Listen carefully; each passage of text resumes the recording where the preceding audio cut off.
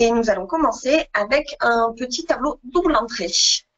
Voici donc la répartition imaginaire des patients de la NEPAD, sachant qu'il y a 10 séniles de plus que d'Alzheimer. Combien y a-t-il d'Alzheimer au total? Alors, mes phrases ne sont pas totalement correctes. Hein. On devrait dire, sachant qu'il y a 10 patients séniles de plus que de patients atteints d'Alzheimer, mais comme je suis obligée de minimiser sur mes diaporamas les phrases, voilà, vous comprenez bien ce que je veux dire. Deuxième question, sachant que parmi les patients séniles, il y a 2 fois moins d'hommes que de femmes, quel est le nombre de femmes atteintes du syndrome de Tourette? Alors là encore, on commence par remplir, avant même qu'on nous donne les infos, ce qu'on peut déjà mettre. Donc ici, je sais déjà que j'aurai 110 patients au total.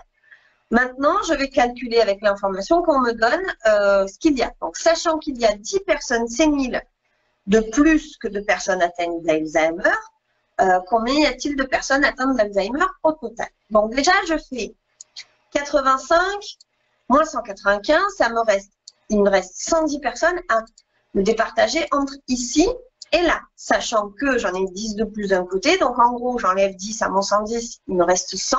Je divise par 2, ça me fait 50. Donc j'aurai donc 50 personnes atteintes d'Alzheimer et 60 personnes atteintes de sénilité. Du coup, alors pour répondre à la question, combien y a-t-il d'Alzheimer au total? On en aura donc 50.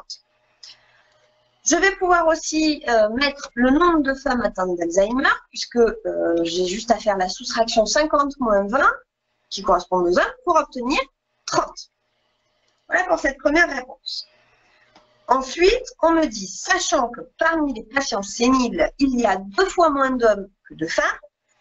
Alors, s'il y a 2 fois moins d'hommes que de femmes, ça veut dire qu'il y a 2 fois plus de femmes que d'hommes. Quel est le nombre de femmes atteintes du syndrome de Tourette? Alors, on me donne ici les patients séniles. J'ai plus de femmes, donc ça veut dire 2 fois plus de femmes. Ça veut dire que pour 20 hommes, j'aurai 40 femmes.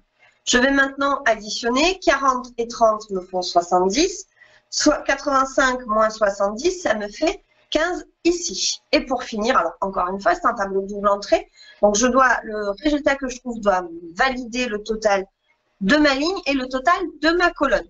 Donc si je fais 85 moins 15, ça me fait 70, et si je fais 70 plus 20, 90, plus 20, 110. Mon résultat est correct. J'ai donc, on me demande le nombre de femmes atteintes du syndrome de Tourette, et j'en ai donc 15. Exercice suivant. Voici la répartition de médicaments d'un service de gériatrie. Quel serait le nombre maximum possible de pilules prises le soir au total? Quel serait le nombre minimum possible de pilules prises le soir au total? Et puis enfin, compléter le tableau, sachant que l'on a 50 pilules roses à distribuer le midi. Attention, une fois que vous aurez répondu à la question 1 et à la question 2, effacez les valeurs que vous avez trouvées, puisque ce ne sont pas des valeurs sûres, on vous demande un minimum ou un maximum. Donc, vous spéculez, mais après, vous les effacez, ça ne rentre pas en compte dans la résolution du tableau à la question 3. Alors, pour commencer, je peux d'ores et déjà remplir le nombre de pilules roses du matin, puisque j'ai un total de 100, donc je sais que j'en aurai donc 70. Alors, on me demande quel serait le maximum possible de pilules prises le soir au total. Imaginons que j'ai 0 pilules roses prises le midi. Du coup, il me resterait 170 pilules prises le soir qui s'ajouteraient aux pilules bleues, ce qui me ferait un maximum total possible de 240 pilules prises le soir. J'enlève les valeurs que je viens de trouver puisque, comme je vous l'ai dit, on est sur de la spéculation, donc on ne prend pas ces valeurs en compte. Quel serait maintenant le minimum possible de pilules prises le soir au total? Donc, pour avoir le minimum possible, il faudrait que j'ai le minimum dans cette case-là. Et pour avoir le minimum dans cette case-là, il faudrait que je m'en sois débarrassé du maximum ailleurs. À savoir, il faudrait que je mette mes 130 pilules là, du midi dans les pilules roses. D'accord? Puis ça me ferait donc 130 plus 70, ça me ferait donc 200 pilules déjà prises. Il ne me resterait plus que 40. Du coup, le minimum que je puisse avoir le soir serait de 110 pilules. encore une fois, là, c'est un cas, on a spéculé, on a imaginé ce qui serait possible, c'est pas du tout une valeur sûre. Donc, je mets mon 110, mais voilà, on s'en tient là. Complétez maintenant le tableau, sachant que l'on a 50 pilules roses à distribuer le midi. Donc, maintenant, là, je vais partir avec vraiment des valeurs exactes. On affirme que j'ai 50 pilules roses le midi. Du coup, 130 moins 50, il me resterait 80 pilules bleues.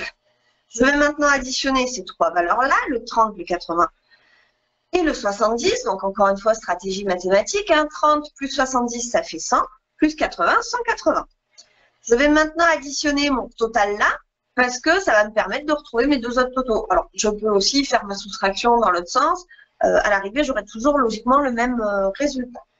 Nous avons donc 180 plus 240, ce qui nous fait 420.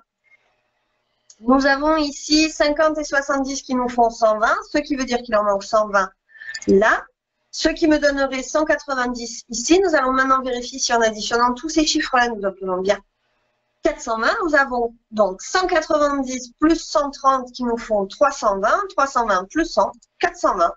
Le compte est bon. Voilà pour ce deuxième exercice. Et n'hésitez pas à vous rendre sur ma page les www.lestpsycho.fr. Vous y trouverez des exercices et des cours de maths, mais vous pourrez y trouver aussi l'accès si vous souhaitez participer à une de mes corrections live d'un sujet de type Prométhée ou d'un sujet de type Croix-Rouge ou d'un sujet de type Tracé Conseil. À bientôt!